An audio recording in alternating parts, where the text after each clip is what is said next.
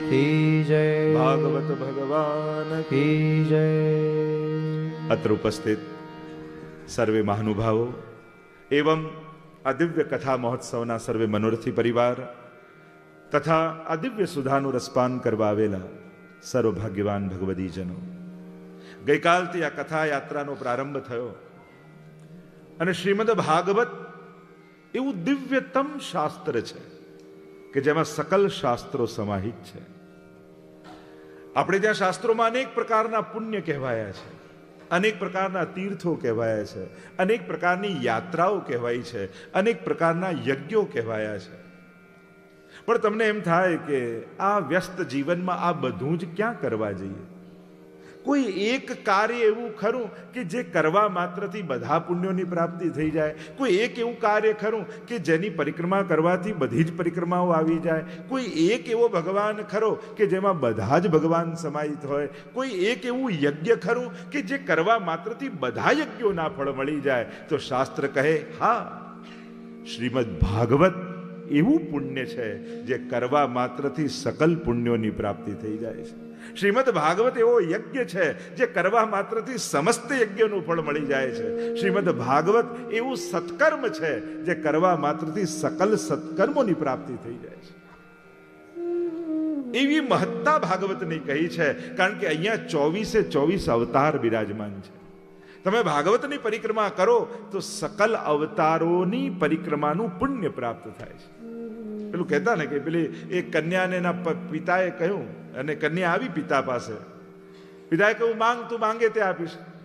ત્યારે દીકરીએ કહ્યું, નાનકડી દીકરીને એને કહ્યું, મને જેઠાણી લાવી આપો ને, મને જેઠ લાવી આપો ને. અરે તારા લગ્ન ક્યાં થયા કે જેઠ જેઠાણી મળે? ઠીક છે, તો મને દિયર લાવી આપો ને, દેરાણી લાવી આપો. અરે તારા ક્યાં લગ્ન તાજી એ ક્યાંથી આવે? મને સાસુ લાવી આપો ને, મને સસરા લાવી આપો ને. હસતા હસતા પિતાએ કહ્યું, બેટા એક વર ગોતી લે, આ બધું તો પાછળ પાછળ એમને આવશે. એમ એક ભાગવતને પકડી લો, સકલ અવતાર, સકલ તીર્થો, સકલ યજ્ઞો એની પાછળ પાછળ આવીને પ્રાપ્ત થઈ જશે. આ એવું સત્કર્મ માનવામાં આવ્યું છે. અને એમાં પણ વૈષ્ણવી જીવનનું, એક હિન્દુ અને સનાતની જીવનનું સર્વોચ્ચ યજ્ઞ એને શ્રીમદ ભાગવત જ્ઞાન યજ્ઞ કહે છે. 17 પુરાણોની રચના બાદ 18મું પુરાણ શ્રીમદ વ્યાસજીએ લખ્યું અને ત્યારે એમને પરમ સંતોષની પ્રાપ્તિ થઈ છે. એવું શ્રીમદ ભાગવત સંસારથી શરૂ થઈને શ્રીજી સુધી પહોંચવાની આ યાત્રા છે. આપણે કાંઈ છોડીને જવાના નથી. આપણે કાંઈ કોઈની અનાસક્ત ભાવના પ્રગટ સહજમાં થવાની નથી. અને મેળવવા છે ભગવાન. જમીન પર ઉભેલો પેલો ચકોર પક્ષી ચંદ્રમાને જોઈને એને મેળવવાની કામના કરે, આ તો એવું છે. તો કેમ થાય? 7 દિવસ ભાગવત કથા એટલે શું? હું તો એમ કહું ને હંમેશા કે ભગવાનને સમજવાનો અવસર એટલે ભાગવત છે. કારણ કે ભગવાનને માનવા માટે આપણે બહુ પ્રયાસ કરીએ છીએ, અનેક પ્રકારથી માનીએ છીએ, એને સમજવાની કોશિશ નથી કરતા. ભાગવતની હું તો એક જ વ્યાખ્યામાં, શબ્દ વાક્યમાં વ્યાખ્યા કરું, શંકાથી સમાધાન સુધીની યાત્રા એ ભાગવત છે. સહજ કહું તો પ્રશ્નથી કૃષ્ણ સુધીની યાત્રા એ શ્રીમદ ભાગવત છે. આપણા દરેકના જીવનમાં અનેક પ્રકારના પ્રશ્નો છે. તકલીફ એ છે, પ્રશ્ન થાય એ ખોટું નથી, પણ ગલત વ્યક્તિ પાસે સમાધાન લેવા જવું એ બહુ ખતરનાક છે. કારણ કે જ્યારે જ્યારે સમાધાનો સમાજમાં ખોટા વ્યક્તિઓ આપવા લાગે ને, ત્યારે સમાજ વધારે ગૂંચવાઈ જતો હોય છે. કારણ કે વ્યક્તિઓ સંઘર્ષ આપે છે, શાંતિ તો શ્રીજી જ આપી શકે છે, સમાધાન તો શ્રીજી જ આપી શકે છે. નાદાનો પાસે સમાધાન લેવા જશો તો સંઘર્ષમાં ગૂંચવી નાખશે. સમજદાર પાસે વિચાર કરો, 1 મિનિટ માટે અર્જુનને મોહ થયો અને સમાધાન લેવા ધૃતરાષ્ટ્ર પાસે ગયો હતો, કેવી ગીતા મળી હોત? એ સમાધાન લેવા કૃષ્ણ પાસે ગયો ત્યારે ગીતા મળી. અને એટલે છેલ્લે બોલ્યા, નષ્ટો મોહ સ્મૃતિર્લબ્ધા તત્ પ્રસાદાન મયાચ્યુત.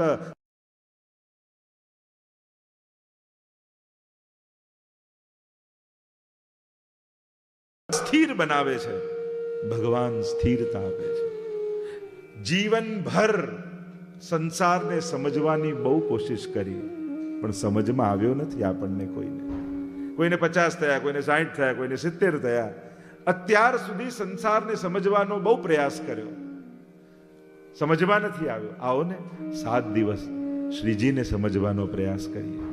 કારણ કે જો શ્રીજી સમજાઈ ગયા ને તો સંસારના ઉકેલો આપમેળે મળી જશે. એક જીવનનું આ સમાધાન, કારણ કે જેણે ભગવાન પામી લીધા એને બીજું કાંઈ પામવાનું બાકી રહેતું નથી. સહજમાં બધું પ્રાપ્ત થઈ જાય છે. તો શ્રીમદ ભાગવત એ આ કલયુગમાં ભગવાનને સરળતાથી પામવાની કળા છે, ઉપાય છે, સાધન છે, માધ્યમ છે, માર્ગ છે. અને જે લોકો ભાગવતના માર્ગે ચાલ્યા છે, આવડત નહોતી, પાત્રતા નહોતી, સામર્થ્ય નહોતું, છતાં સહજમાં શ્રીજીને પામ્યા છે. આ ભાગવત આવી ભવૌષધિ છે. કારણ કે એક રોગ તો અહીંયા બેસેલા બધાને લાગેલો છે, અને એ છે ભવરોગ. જન્મ મળ્યો છે અને પણ કર્મવશ આયા છે, મૃત્યુ પણ આવશે, નિશ્ચિત છે. રોકવાનો કોઈ ઉપાય નથી. મૃત્યુને મારી શકાતું નથી, મૃત્યુને કેવલ સુધારી શકાય છે. અને મૃત્યુને સુધારવાની કળા એ શ્રીમદ ભાગવતમાં છે. મૃત્યુને મહોત્સવ બનાવવાની કળા શ્રીમદ ભાગવતમાં છે. કારણ કે રડતો રડતો માણસ આવે ખરો, પણ જાય પણ રડતો રડતો. ભાગવત એમ કહે છે કે રડતા રડતા જન્મ ભલે લીધો, પણ મૃત્યુ તારા માટે રડવાની ક્ષણ નહીં, પ્રભુના મિલનની મહોત્સવ બનવી જોઈએ. મળવાની ક્ષણ બનાવજે, મરવાની નહીં. મૃત્યુ અને મોક્ષમાં ફરક એટલો જ છે કે શરીર મરી જાય અને ઈચ્છાઓ રહી જાય, એનું નામ મૃત્યુ. અને ઈચ્છાઓ મરી જાય અને શરીર રહી જાય, એનું નામ મોક્ષ છે. ભાગવત મૃત્યુ નહીં, મોક્ષ આપે છે. અને મોક્ષ માટે મરવાની જરૂરિયાત નથી. જીતા જીવંત મુક્તિનો અનુભવ કરાવે એ ભાગવત છે. અને એ ભાગવતનું પરમ જ્ઞાન મેળવવાનો પ્રયાસ આપણે બધા જ મળીને કરી રહ્યા છે. શ્રીમદ ભાગવત એવું દિવ્યતમ જ્ઞાન છે. પરીક્ષિત મહારાજ મૃત્યુ પહેલા તો મોક્ષને પામી લીધા હતા, અને જીતા જીવંત મુક્તિનો અનુભવ કરાવે ભાગવત છે. સહજમાં ભગવત પ્રીતિ. આપણે મર્યા પછી ભગવાન નથી મેળવવા, આપણે તો જીતા જીવંત પ્રભુનો અનુભવ કરીને જવું છે. અને તો જ જીવનનું સાફલ્ય છે ને. જો મર્યા પછી જ મેળવવાના હોય તો સહેલો ઉપાય ભગવાન મેળવવાનો કે મરી જાઓ. આપણે મૃત્યુ નથી જોઈતું, આપણે તો પ્રભુનું મિલન જોઈએ છે. અને પ્રભુને મળવા માટે મરવાની જરૂર નથી, એ ભાગવત સમજાવે છે. સહજ છે. અને એટલે જ ભાગવતની બધી જ વ્યાખ્યાઓ કંઈક જુદી છે. ગઈકાલે ભાગવતના મહાત્મ્યમાં પ્રવેશ કર્યો હતો. પદ્મ પુરાણાંતર્ગત મહાત્મ્યનું દર્શન આપણે બધા કરી રહ્યા હતા. મંગલાચરણ કરી સુખદેવજીને વંદન કર્યા. પહેલા જ શ્લોકમાં પ્રભુને વંદન કર્યા, જે સચ્ચિદાનંદ રૂપ છે, વિશ્વની ઉત્પત્તિ સ્થિતિને લય કરે છે, ત્રિવિધ તાપોને હરે છે, એવા ભગવાન કૃષ્ણને હું નમન કરું છું. એટલે જ હું કથામાં ઘણી વાર કહું ને, જેને પગે લાગવા જેવું છે એને નહીં લાગો, તો ન લાગવા જેવા લોકોના રોજ પગે પડવું પડશે. એના કરતા જેને લાગવા જેવું છે એને લાગી લો. રોજ સવારે ઉઠી સર્વ સમર્થ એવા પરમાત્માને જે વંદન કરે છે ને, એને સંસારી લોકોની બહુ ગરજ કરવી પડતી નથી હોતી. પણ જે ભગવાનને નમતો નથી એને દુનિયામાં બધાના પગે પડવું પડે છે. દીનતાથી નમ્રતાથી લાગીએ જુદી વાત છે, પણ ગરજથી લાગો. નમન નમન મેં ફેર હૈ और बहुत નમે નાદાન. ગરજ વાળો વધારે નમે. 3 જણાને જરૂર રોજ લાગવું પગે. રોજ ભગવાનને વંદન કરવા, રોજ ગુરુને વંદન કરવા, રોજ આપણા મા અને બાપને વંદન કરવા, માતા પિતાને વંદન કરવા. આટલા વંદન તો રોજ થવાય. જે ખાલી આટલો નિયમ બનાવી લેશે ને, આ 3ને રોજ સવારે ઉઠીને વંદન કરવાનું, એના જીવનમાંથી અડધા દુઃખો એમનેમ જતા રહેશે. કારણ આશીર્વાદમાં જે તાકાત છે એટલી તાકાત પુરુષાર્થમાં પણ નથી. કારણ કે ઘણીવાર જ્યારે પુરુષાર્થ કામ નથી આવતા, આપણું ભાગ્ય કામ નથી લાગતું, ત્યારે ભેગા કરેલા આશીર્વાદ કામ લાગી જાય છે. એટલે જ્યાંથી પણ આશીર્વાદ મળે ને, ભેગા કરતા જજો. અને કોઈ મહાનના જ આશીર્વાદ મળે એના માટે કોઈ મહાનને જ ગોતવાની જરૂર નથી. આશીર્વાદ તો કોઈ સાધારણ પણ આપી શકે. એ વ્યક્તિ સાધારણ હોઈ શકે, ક્યારે પણ આશીર્વાદ સાધારણ નથી હોતા. કોઈના પણ, એ ગરીબમાં ગરીબ હોય, અજ્ઞાનીમાં અજ્ઞાની હોય, વૃદ્ધમાં વૃદ્ધ હોય, કે એક નાનકડું બાળક પણ માથે હાથ મૂકી દે ને. અને હજી જો આગળ લઈ જાઉં તમને, તો તમારા ઘરમાં કોઈ નાનકડી દીકરી હોય ને, એનો હાથ જો રોજ માથે મુકાવશો ને, તમારા બધા દુર્ભાગ્યો ટળી જશે. આપણે એક પ્રયોગ કરી જોજો તમે. એ સાક્ષાત લક્ષ્મી છે, એ સાક્ષાત સરસ્વતી છે. અને એટલે જે આપણે ગર્લ્સ સ્કૂલનો પ્રોજેક્ટ લીધો છે અને જે લોકોનો પ્રતિસાદ આવી રહ્યા છે, એક દીકરીને ભણાવવાનું પુણ્ય કેટલું મોટું છે આપણે ત્યાં. એ તો જેમ કથા આગળ ચાલશે ચર્ચા કરતા જઈશું. અહીંયા જે ચર્ચા ચાલી રહી છે, પ્રભુને વંદન કર્યા, સુખદેવજીને વંદન કર્યા, નૈમિષારણ્યમાં 88,000 ઋષિઓ ભેગા થયા છે અને સુતજીને બોલાવ્યા છે, મોટા આસન પર બિરાજમાન કર્યા, સૌનકાદિ ઋષિઓ નીચે બિરાજમાન થયા છે. યજ્ઞના મધ્ય ભાગમાં સમય બચે છે, સમયને વેડફવો નથી. આટલી વસ્તુ વેડફવી નહીં, આટલી વસ્તુ ગુમાવવી નહીં. સૌથી પહેલો સમય ગુમાવવો નહીં. બધું જ પાછું આવશે, ગયેલો સમય ક્યારે પાછો નહીં આવે. સમય ગુમાવતા નહીં, સ્વાસ્થ્ય ગુમાવતા નહીં. કારણ કે શરીર બગડ્યું ને તો ગમે તેટલા પૈસા હોય તો એ કામ નથી લાગવાનું. સ્વાસ્થ્યને સાચવજો. ત્રીજું, સન્મતિ ગુમાવતા નહીં. તમારી વિશુદ્ધ બુદ્ધિ એ કોઈના પ્રભાવમાં આવી, કોઈને જોઈ, કોઈને સાંભળી, તમારી સન્મતિ દુર્મતિ ન થઈ જાય. સન્મતિ ન ગુમાવતા. ચોથી વાત, સન્માર્ગ ન ગુમાવતા, ખોતા. સારો માર્ગ જીવનનો મળ્યો છે એ ચૂકી ન જતા. કારણ કે એક ડગલું ખોટું ભરી લઈએ ને, પછી ક્યાં આપણી દિશા બદલાઈ જાય ખબર ન પડે. સદગુરુ ન ગુમાવતા. જીવનમાં કોઈ ગુરુ મળ્યો હોય જે ઉત્તમ વિચારો દ્વારા આપણને સતત સમૃદ્ધ કરતો હોય. અને સાચી સમૃદ્ધિ તો સારા વિચારો છે. અને જે ગુરુ એનું દાન કરે છે, કારણ કે દાતા તો ગુરુ છે. અદેય દાન દક્ષશ્ચ મહોદાર ચરિત્રવાન, સર્વોત્તમમાં કહ્યું ને, કોઈ ના આપી શકે એવું દાન ગુરુ આપે છે. કારણ એણે આપણને ભગવાન આપ્યા છે, ભગવાનનો માર્ગ આપ્યો છે. સન્મતિ ન ગુમાવતા. અમુક વસ્તુઓ સાચવી લેવી. સારો સંગ ન ગુમાવતા.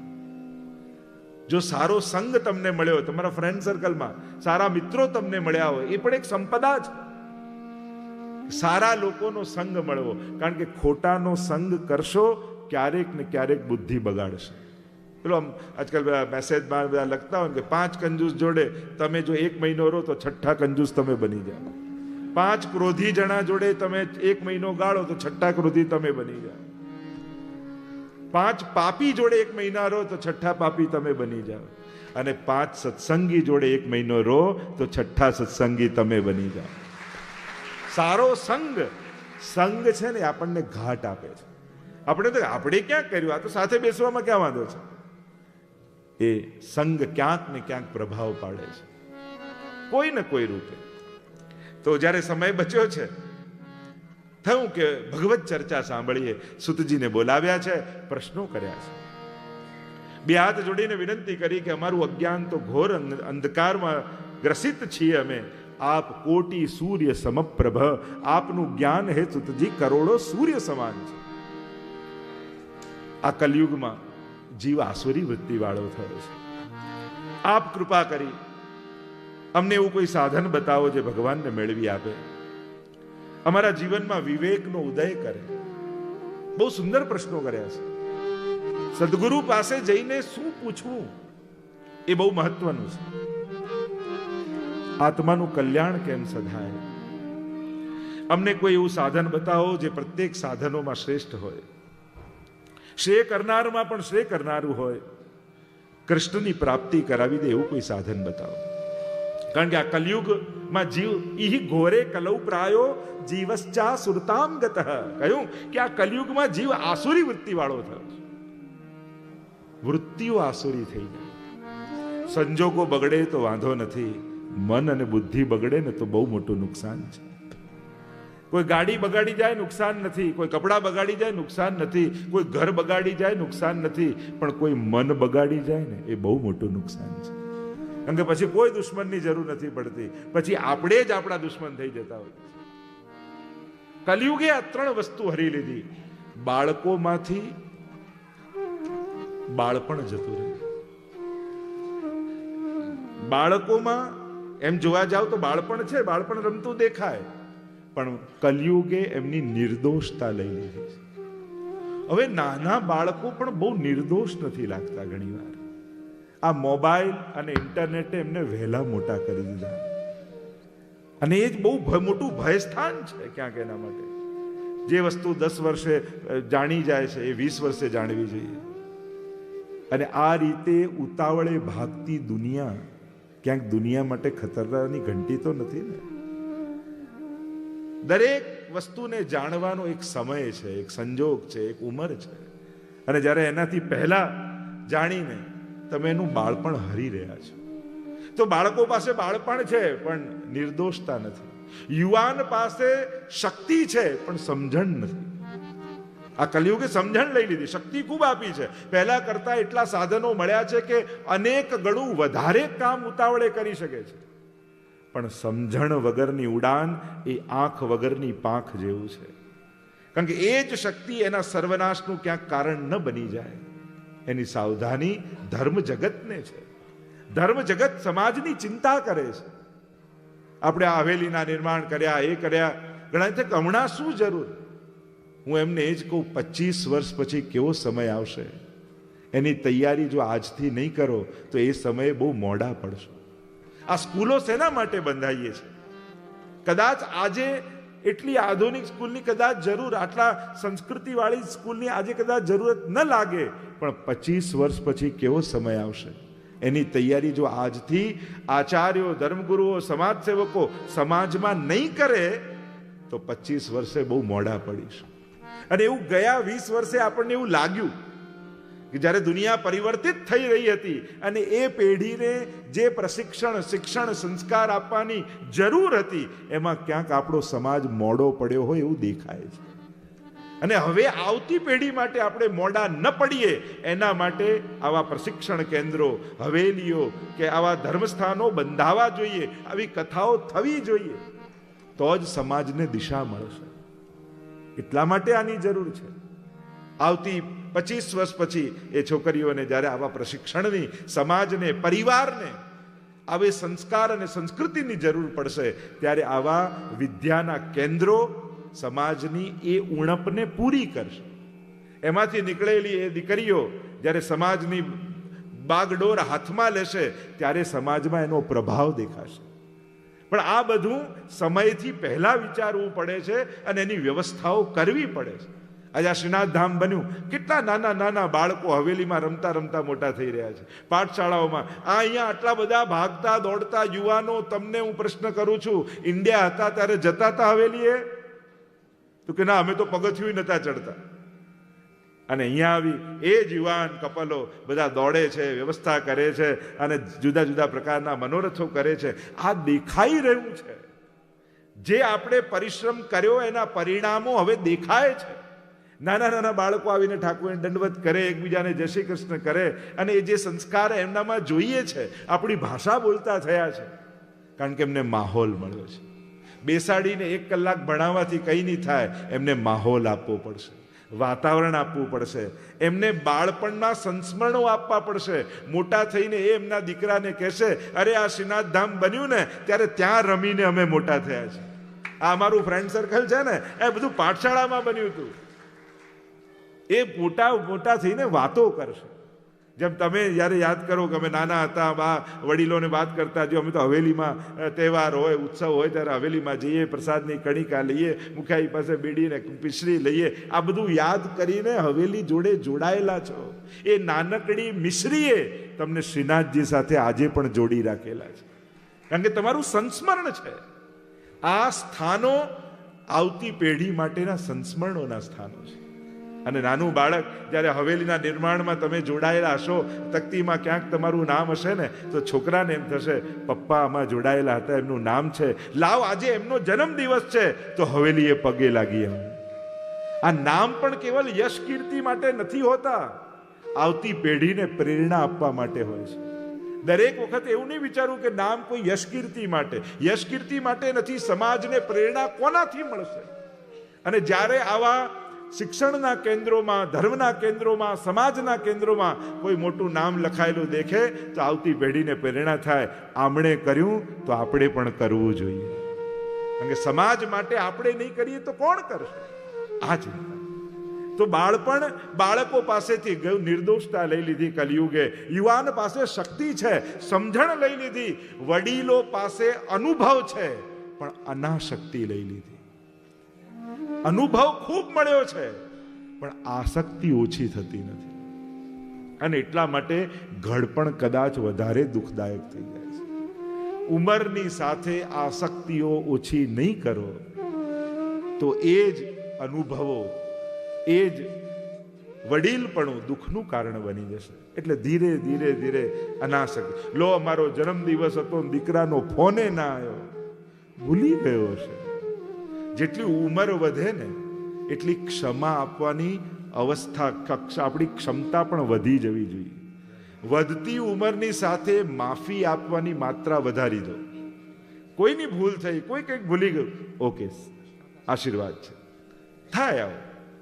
ભૂલતા શીખો, ક્ષમા આપતા શીખો. પણ આસક્ત થયેલા રહેશો તો દુઃખ સિવાય બીજું કાંઈ નહીં મળે. બધે દરેકનું પોતપોતાનું જીવન છે, આગળ વધે છે. આવે તો સારી વસ્તુ છે, ન આવ્યા તો બેઠા બેઠા યાદ કરીને સામેથી આશીર્વાદ આપી દો. તમારે સંબંધો જાળવવાના છે, તમારી જોડે કોઈ રાખવાના નથી. તમારે તાતણા જોડી રાખવાના છે. એટલે પહેલું સ્ટેપ અથવા પહેલો ફોન તમારે કરવો પડે. એમાં કાંઈ કોઈ નાનું થઈ જવાનું નથી. કારણ કે એને તો સમજણ નથી, આપણને તો છે. એને ખ્યાલ નથી કે મારે આશીર્વાદ લેવા જોઈએ. એને ખ્યાલ નથી, પણ આપણે આશીર્વાદ આપવા જોઈએ, આપણને તો ખબર છે. અને એટલા માટે આ કલયુગ જ્યારે ઈ ઘોલે કલૌ પ્લાયો જીવશ્ચા સુરતામ ગત, આ કલયુગે જ્યારે આ ક્લેશથી આક્રાંત કરી દીધો, તો ગુરુદેવ કોઈ એવું સાધન બતાવો જે અમને કૃષ્ણ રૂપ આનંદને મેળવી દે. કૃષ્ણને મળવું એટલે શું? એવા પરમ આનંદને પામી લેવું કે જે પામ્યા પછી સંસારના લેશ માત્ર પણ દુઃખનો સ્પર્શ ન થાય. ત્યારે સુતજી આ પ્રશ્નો જાણીને કહ્યું, સૌનકજી, તમારા પ્રશ્નો અનેક છે, ઉત્તર એક જ છે. અને બોલ્યા, કાલ વ્યાલ મુખગ્રાસ ત્રાસ નિર્ણાશ હેતવે શ્રીમદ ભાગવતમ શાસ્ત્રમ કલૌકીરેણ ભાષિતમ. સૌનકજી, કાલરૂપી વ્યાલ, વ્યાલ એટલે સર્પ, આ કળિયુગ રૂપી સર્પ જ્યારે ગ્રાસ કરી રહ્યો છે બધાને, એ આપણને ગળી રહ્યો છે, આપણને ખબર નથી. પણ કાળનો ગ્રાસ તો બધા જ થાય છે. જોને કેટલા આયુષ્યના પડાવો પાર કરી ગયા. અને એવા સમયે આ કાળના મુખથી બચાવવા માટે શુકદેવજીએ આ ભાગવત શાસ્ત્ર કહ્યું છે. આ ભાગવત કાળ ઉપર વિજય આપે છે આપણને. કારણ કે કાળથી કોઈ બચી શકતું નથી. કાળ, કર્મ અને સ્વભાવ, આ ત્રણ બંધન દરેકને લાગેલા છે. બીજા કોઈ દેખાતા બંધનો હોય કે ન હોય, પણ પ્રત્યેક જન્મ લેનાર જીવને ત્રણ બંધન છે: કાળનું, કર્મનું અને સ્વભાવ. કાળનું બંધન દરેકને છે. તમે ગમે તેટલા સામર્થ્યવાન થઈ જાઓ, કાળને રોકી શકતા નથી. તમે 5 ના હતા, 25 ના થયા, 50 ના થયા, 60 ના, કાળ તો જઈ જ રહ્યો. કર્મનું બંધન દરેકને છે, કર્મના ફળ ભોગવવા જ પડે છે. અને ત્રીજું સ્વભાવનું બંધન છે. માણસ બધાથી ભાગી શકે છે, પોતાની પ્રકૃતિ તો ક્યાંક સામે આવીને ઊભી જ રહી જાય છે. સ્વભાવથી છૂટવું બહુ અઘરું છે. આ ત્રણ બંધન દરેકને છે. તો એનાથી બચવા માટે આ સુખદેવજીએ સુખશાસ્ત્ર શ્રીમદ ભાગવત કહ્યું છે. આ ત્રણેયથી મુક્તિ આપે છે ભાગવત. આગળ ચર્ચા નીકળીશું ત્યારે કરીશું. અને કહું, અરે આ ભાગવત કથા તો દેવતાઓને પણ દુર્લભ છે. કારણ કે જ્યારે સુખદેવજી પરીક્ષિત મહારાજને કથા કહેવા લાગ્યા, એટલામાં આકાશમાંથી અનેક વિમાનો ઉતર્યા. અને જુએ તો સુવર્ણ રત્ન જટિત વિમાનો અને સ્વર્ગમાંથી આવ્યા અને દેવતાઓ સુંદર મુગટ અને શિંગાર ધારણ કરીને આવ્યા છે. ઇન્દ્ર દેવતાઓના રાજા સુવર્ણનો કળશ લઈને ઉતર્યા. પૂછું કોણ છો? તો કે હું દેવરાજ ઇન્દ્ર. અહીંયા કથામાં તમારું શું કામ? અરે સુખદેવજી, એક તમારી જોડે વ્યાપાર કરવો છે. કયો વ્યાપાર? આ પરીક્ષિત મહારાજને મૃત્યુનો ડર છે ને. અમારી પાસે સ્વર્ગમાં એવું અમૃત છે, જો આ પી લે એક ઘૂંટડો, એક બૂંદ, અમરત્વને પ્રાપ્ત થઈ જાય. પરીક્ષિત, સુખદેવજીએ કહ્યું, પરીક્ષિત તારે પીવું છે? મૃત્યુનો ડર છે તને? પી લે, અમર બની જઈશ. પરીક્ષિત મહારાજે સામે પ્રશ્ન કર્યો, અમર બનીશ, અભય બનીશ? મરી મરીને દરેક ક્ષણે મરવાના ડર સાથે લાંબુ જીવવું, એના કરતા અભય બની ફૂલની જેમ ક્ષણમાર માટે ખીલી જવું સારું. વર્ષોથી પડેલો પથ્થર હોય, રસ્તામાં આવતો હોય, એને જોઈને આપણને આનંદ ન થાય, પણ એક દિવસ માટે ખીલેલું ફૂલ હોય ને, એને જોઈને બધાને પ્રસન્નતા થાય. કહ્યું, ગુરુદેવ, આ દેવતાઓએ પણ અમૃત પીધું છે, પણ સ્વર્ગમાં રહેતા રહેતા પણ કેટલા ભયભીત છે કે કોઈક અમારું સ્વર્ગ લઈ ન લે. હંમેશા ડરેલા હોય છે અસુરોથી કે જો ચડાઈ કરશે તો સ્વર્ગ ગયું. આમ જવાની જેની બીક હોય એને મેળવીને કરવું શું? મારે તો ભગવાનની ભક્તિનો ઘૂંટડો પી લેવો છે, એટલે મૃત્યુનો ભય જ મરી જાય. આ ડર છે તો પ્રતિપલ મૃત્યુ છે. પણ જેણે કથામૃત પીધું છે, ગોપી ગીતમાં ગોપીજનો પણ કહે છે, તવ કથામૃતમ તપ્ત જીવનમ કવિવિદિતમ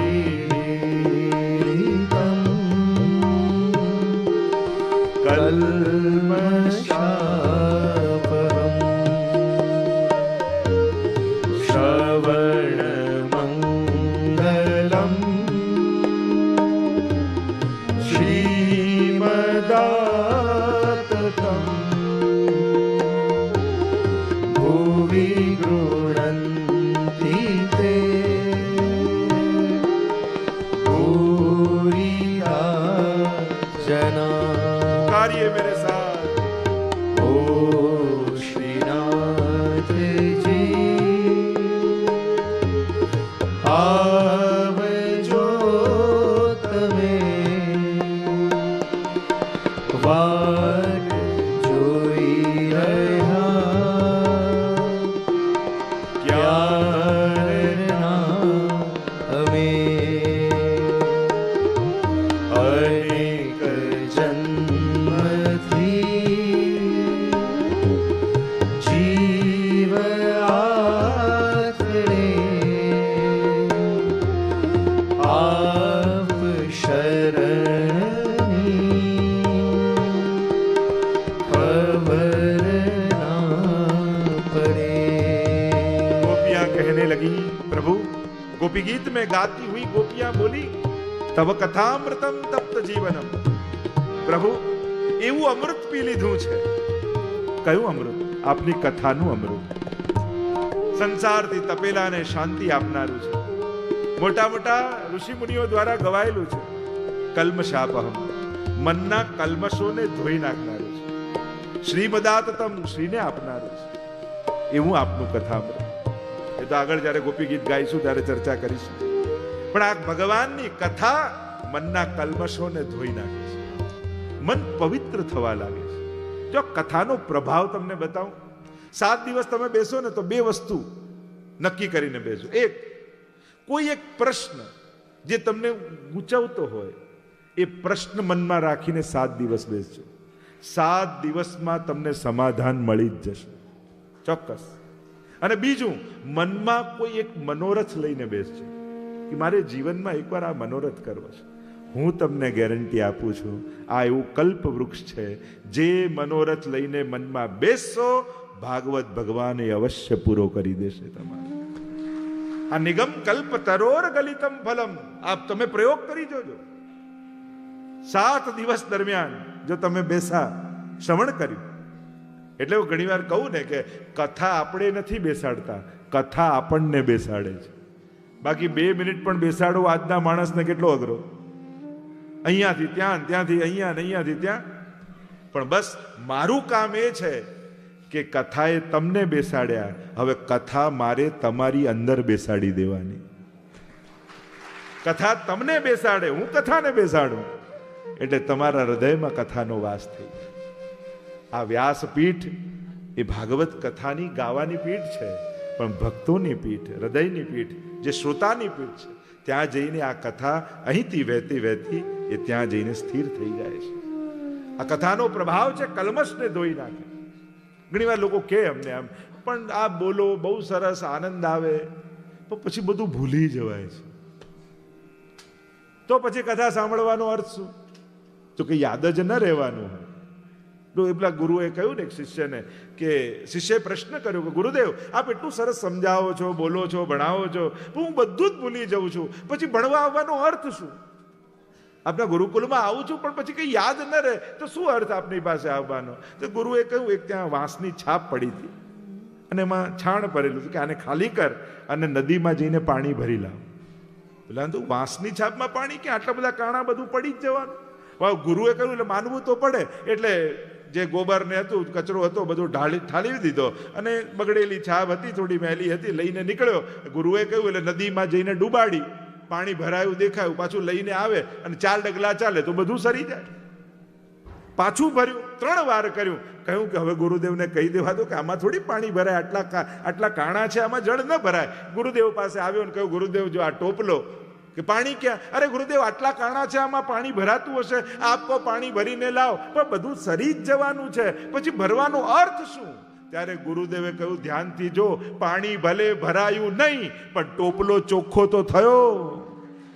એમ કદાચ હૃદયમાં આ કથા વસે ભલે નહીં પણ હૃદયનું ઘટ ચોખ્ખું તો થયું. એ ઘણું છે. અંતઃકરણ પવિત્ર થાય ને. જો કથા એ કોઈ શબ્દ નથી. શબ્દો તો જેની સ્મૃતિ વધારે હોય, બુદ્ધિ તીવ્ર હોય, એને યાદ રહી જાય. આ કોઈ યાદ રાખવા માટે થોડી કથા છે. પણ કથા સાંભળતા સાંભળતા જે ભાવ જાગ્યા ને તમારી ભીતર, જે ઇમોશન્સ પેદા થયા, શબ્દો ભૂલી જશો પણ ભાવ તો શાશ્વત તમારા હૃદયમાં રહેશે. તમે અહીંયા શબ્દ પામવા નથી આવ્યા, અહીંયા તમે ભાવ પામવા આવ્યા છે. અને આ ભગવત ભાવ જે કથા દ્વારા પ્રગટ્યો ને, એ સદા માટે તમારા હૃદયની સંપત્તિ બની જશે અને સદાય તમને સુખ આપ્યા કરશે. આ કથા શાશ્વત સુખનું દાન કરે છે. કારણ કે ભાવ મળ્યો તો પછી સંસારમાં જ્યાંય જશો તમને એ ભાવ તમારા સદાય સુખનો અનુભવ કરાવતો રહેશે. અહીંયા જ્યારે કહ્યું દેવતાઓએ અને પરીક્ષિત મહારાજે કહ્યું, કથામૃતની આગળ સ્વર્ગનું અમૃત તો તુચ્છ છે. એટલે જ દેવતાઓને સ્વર્ગનું અમૃત મળ્યું છે. દાનવોને પણ શુક્રાચાર્ય પાસે સંજીવની વિદ્યા છે અને સંજીવની વિદ્યાથી જ્યારે અસુરો ને દાનવો મરે તો શુક્રાચાર્ય એમને જીવિત કરી દે છે. તો દેવતાઓ પાસે સ્વર્ગનું અમૃત છે, સમુદ્ર મંથનનું. દાનવો પાસે સંજીવની વિદ્યા છે. તો મનુષ્ય પાસે શું છે? તો ભગવાન કહે, તારી પાસે મારું કથામૃત છે. જો આ તે પી લીધું તો તું પણ અમરત્વને પ્રાપ્ત થઈ જઈશ. અમરત્વ એટલે શું? શરીરનું સમાપ્ત ન થવું એ અમરત્વ છે. જો આજે પણ ઘણા મહાપુરુષો છે, શરીરથી નથી પણ હજારો લોકોની દિલમાં જીવીએ છે યાદ રૂપે. કેટલાય મહાપુરુષો શરીરથી આજે નથી પણ એમના વિચારોથી આજે પણ હજારોના માર્ગદર્શન કરી રહ્યા છે. કેટલાય મહાપુરુષો આજે નથી પણ કેટલાના હૃદયમાં ભાવ રૂપે જીવે છે. તો આમ શરીરથી જીવવું એ જ અમરત્વ નથી, કોઈના વિચારોમાં જીવવું, કોઈના માર્ગદર્શનમાં જીવવું, કોઈના હૃદયમાં જીવવું એ પણ અમરત્વ જ છે. શ્રીમદ ભાગવત તમને આવા અમરત્વનું દાન કરે છે.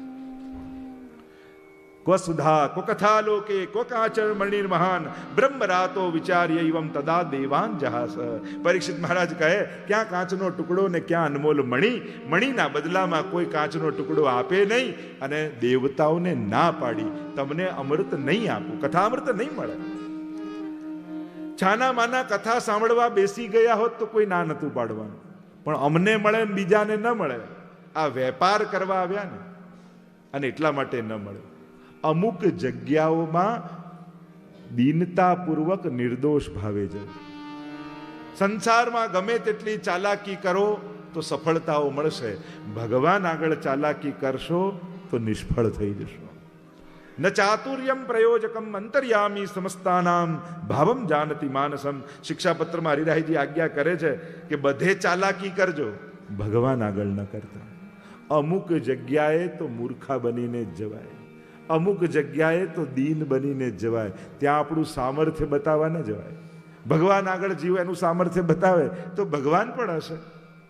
ભગવાન આગળ આપણું શું સામર્થ્ય છે? ગુરુ આગળ આપણું જ્ઞાન બતાવવા ન જવાય, ત્યાં તો અજ્ઞાની બનીને જ્ઞાન ઝીલવા જવાય. અમુક જગ્યાએ અસમર્થ બનવું એમાં જ સમજદારી છે, તો જ કંઈક પામીને આવશે.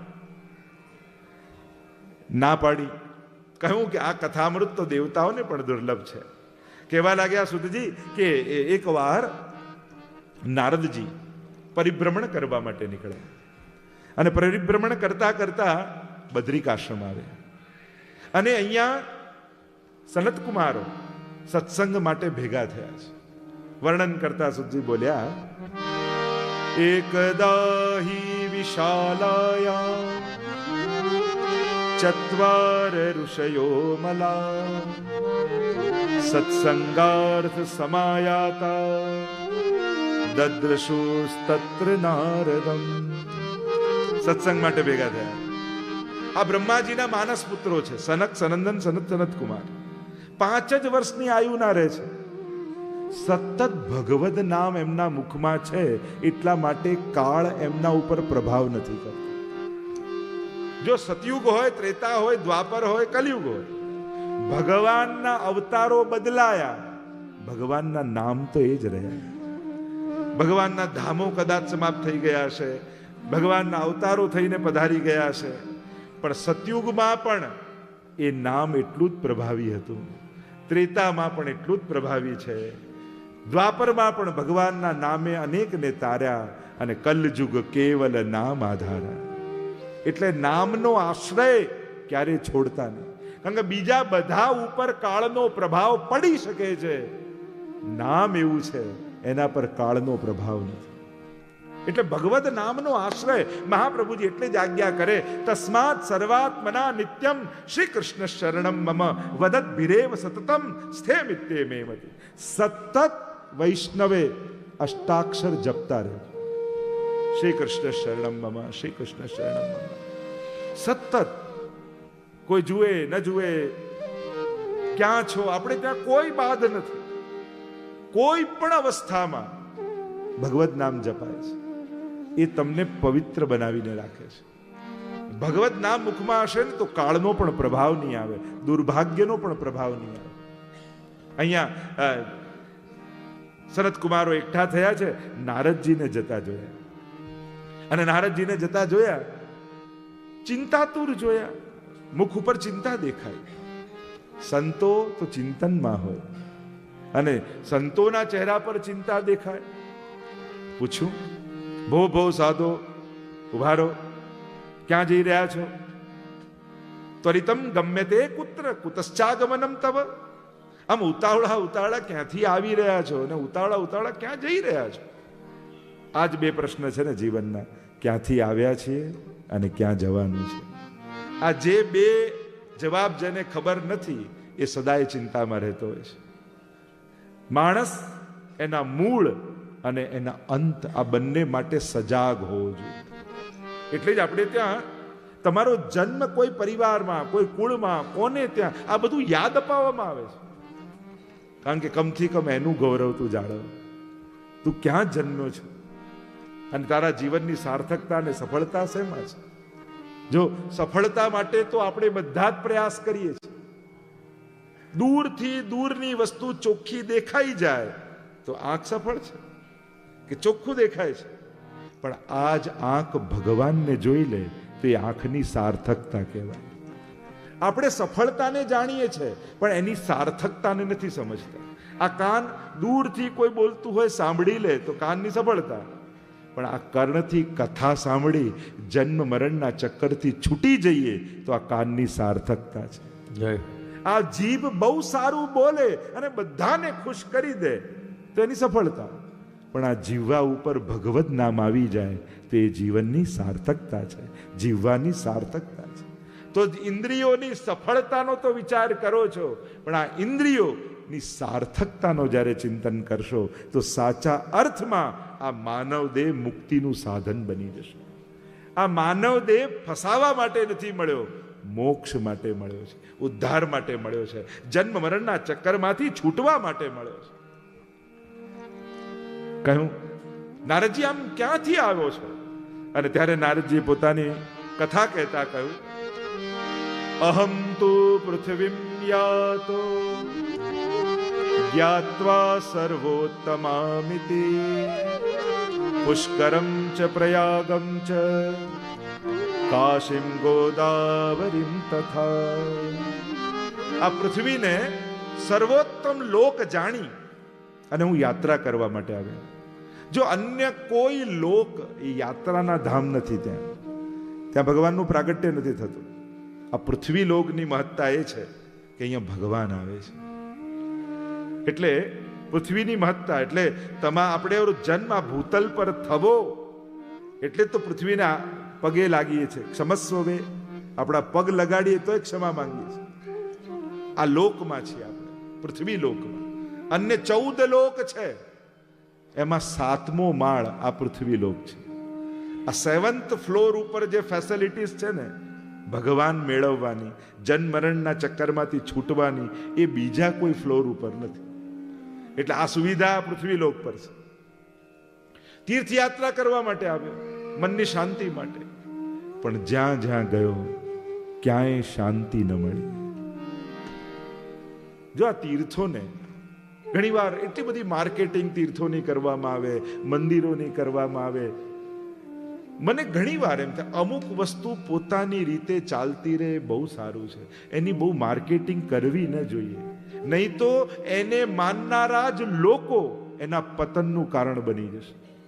એટલું બધું વ્રજનું આજકાલ લોકો માર્કેટિંગ કરે છે, એટલા લોકો જવા લાગ્યા છે, ફરવા વાળા, ફોટા પાડવા વાળા, રીલ બનાવવા વાળા, કે સાચા ભાવવાળા લોકોને રૂમના ત્યાંના ધર્મશાળાના રૂમે નથી મળતા, પરિક્રમા કરવાની જગ્યાએ નથી મળતી.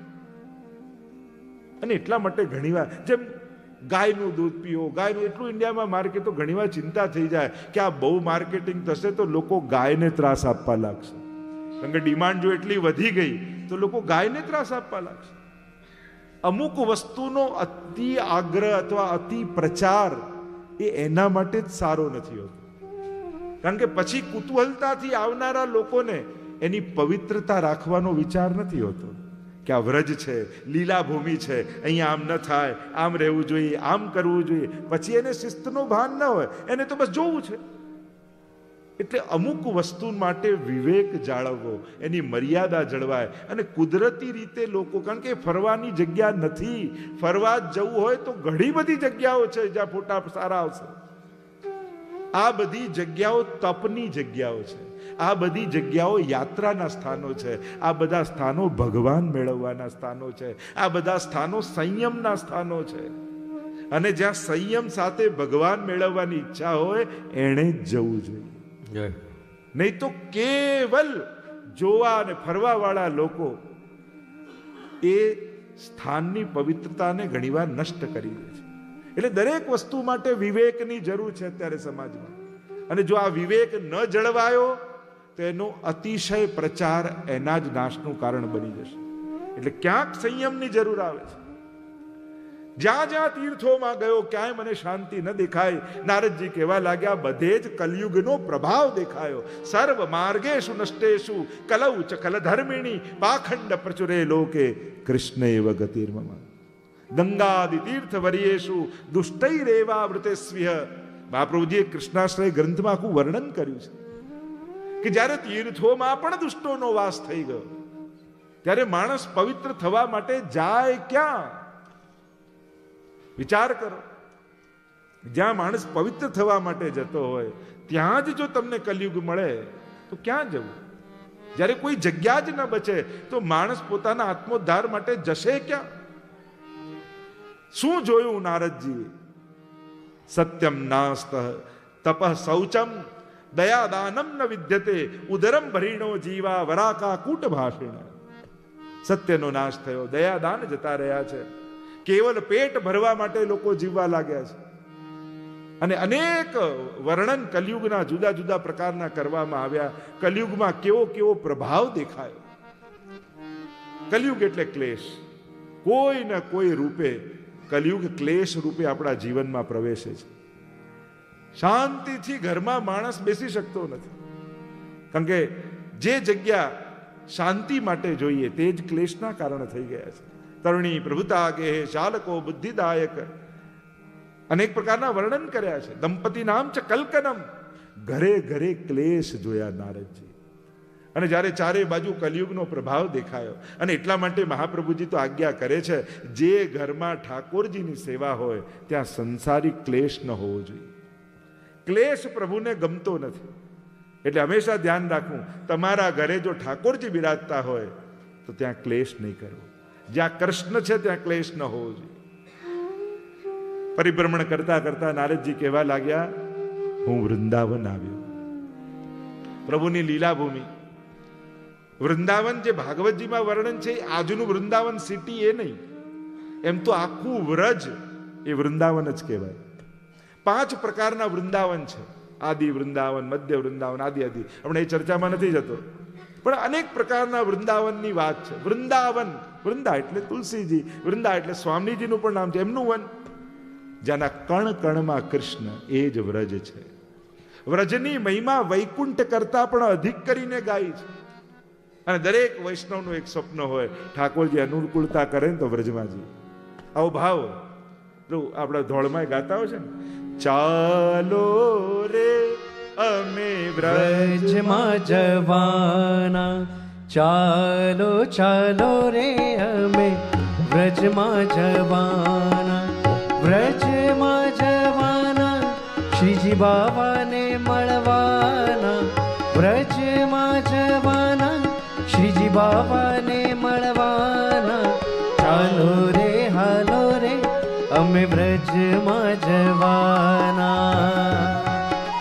વ્રજની ભૂમિ એક પલક જો રહીએ વૃંદાવન, એક પલક જો રહીએ.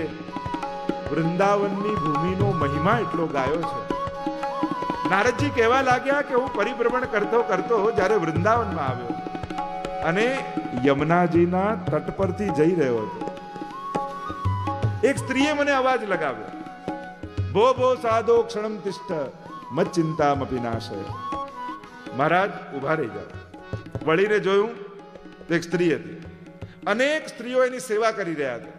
એના ખોળામાં 2 પુરુષ વૃદ્ધ પંખો કરી રહ્યા છે. બધા આશ્ચર્ય લાગ્યું નારદજીને કે આ યુવાન સ્ત્રીના ખોળામાં 2 વૃદ્ધ પુરુષો સૂતા છે, આજુબાજુ આટલી બધી સ્ત્રીઓ ઊભી છે, એમની સેવા કરી રહી છે, આ છે શું?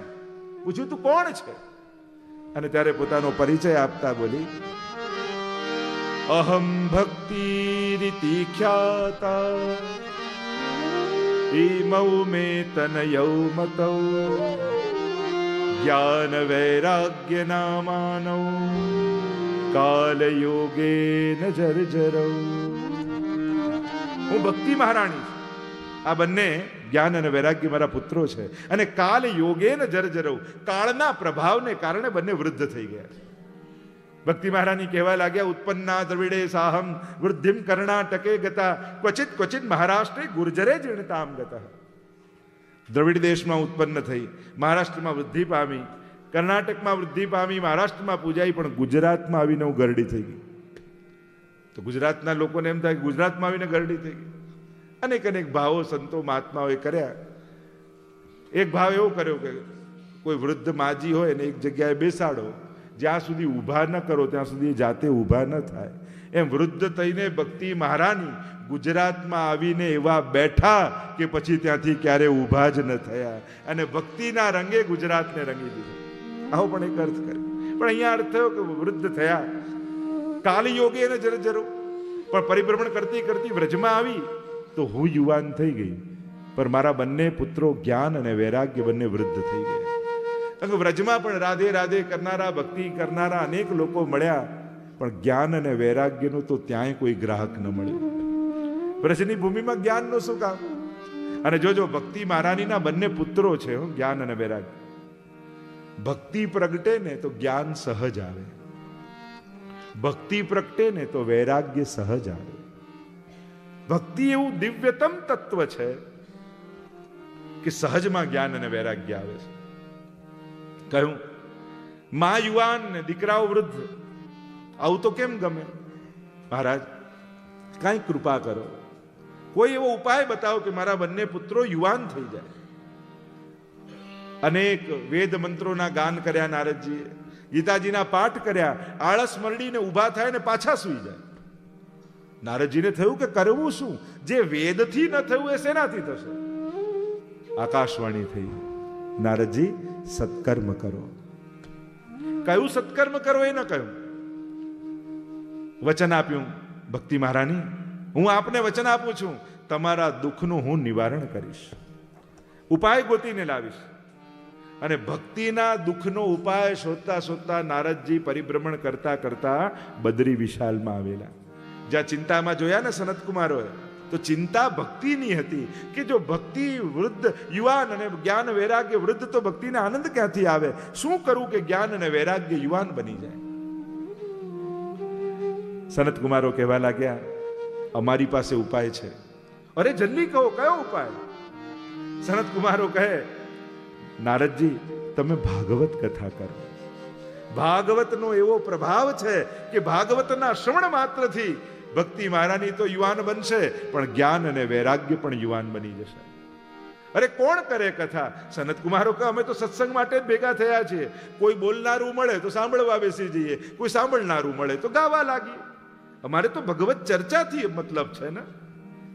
જો નારદજી તમે કહો તો અમે પોતે ભાગવત કથા કરીશું. અને નારદજીના તો આનંદનો પાર ન રહ્યો. ભાગવત જેવી કથા, અને એ પણ સનતકુમારોના મુખે હોય, તો આનાથી બીજો આનંદનો કયો વિષય હોય?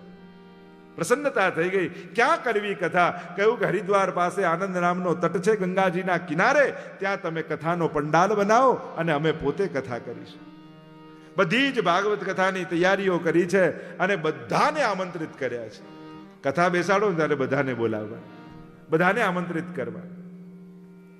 અરે કથામાં તો દેવી દેવતા સકલ તીર્થો આવે છે. ભાગવતમાં એવી કથાઓ છે, જ્યાં ભાગવત કથા થાય ત્યાં સકલ તીર્થોનો વાસ હોય છે. જ્યાં ભાગવત કથા થાય ત્યાં 33 કોટી દેવતાઓનો વાસ હોય છે. જ્યાં ભાગવત કથા થાય ત્યાં 24 અવતારનો વાસ હોય છે. અને એ અહીંયા આવીને શું કરતા હોય છે? તો કે બે હાથ ઊંચા કરીને એક જ શબ્દો બોલતા હોય છે, તથાસ્તુ તથાસ્તુ તથાસ્તુ. અને એટલે કથામાં બેસીને મનમાં કોઈ એક સંકલ્પ કરો અને કોઈ દેવતાના મુખમાંથી નીકળે તથાસ્તુ, તમારા સકલ કાર્યો સિદ્ધ થઈ જાય. તમને સહજમાં આશીર્વાદ મળી જાય. કથામાં બેસીને આશીર્વાદ માંગવા નથી પડતા. કથા સાંભળનારને સકલ દેવતાઓ આવીને આશીર્વાદ આપી જાય છે કે તે અમને પ્રસન્ન કર્યા છે. આ એક એવું સત્કર્મ છે. જો દરેક દેવતાઓ માટેના યજ્ઞો જુદા છે. ઇન્દ્રને પ્રસન્ન કરવાનો જુદો યજ્ઞ, બ્રહ્માજીને પ્રસન્ન કરવાનો જુદો યજ્ઞ, વિષ્ણુને પ્રસન્ન કરવાનો જુદો યજ્ઞ, માતાજીને પ્રસન્ન કરવાનો જુદો, બધા માટે જુદા યજ્ઞ. પણ એક ભાગવત એવો યજ્ઞ છે જે કરવા માત્રથી સકલ દેવતાઓ પ્રસન્ન થઈ જાય છે. દરેકને આનંદ થઈ જાય છે, એમને તૃપ્તિ થઈ જાય છે. જેમ મુખમાં ભોજન નાખો તો બધા જ અંગો પુષ્ટ થઈ જાય. દાળ ભાત લઈને કે હાથ માટે ઘસવાની જરૂર ન હોય, પગને જુદું ઘસવાની જરૂર ન હોય, મુખમાં નાખો અન્ન, બધા જ અંગ પુષ્ટ થઈ જાય. એમ જેના કર્ણમાં કથા આવીને બિરાજી જાય એને સકલ દેવતાઓ પ્રસન્નતા પ્રાપ્ત થઈ જાય છે. બધાના આશીર્વાદની પ્રાપ્તિ થઈ જાય. સકલ તીર્થોની યાત્રા થઈ જાય છે. જ્યારે ભાગવતની આપણે પરિક્રમા કરીએ ત્યારે સકલ તીર્થોની યાત્રા બરાબર છે એની પરિક્રમા. આ મહાત્મ્ય ભાગવતનું છે. અને અહીંયા સનતકુમારો બિરાજમાન થયા છે. પહેલા મુખ્ય યજમાન તરીકે નારદજી બિરાજમાન થયા છે. સકલ તીર્થોને, સકલ દેવતાઓને, નદીઓને, પર્વતોને, ઋષિઓને બધાને આમંત્રણ આપવામાં આવ્યું છે. કથાનો પંડાલ ભરાઈ ચૂક્યો છે અને ભાગવત કથાના મહાત્મ્યનું અવગાહન કરતા સનતકુમારો બોલ્યા, સદા સેવ્યા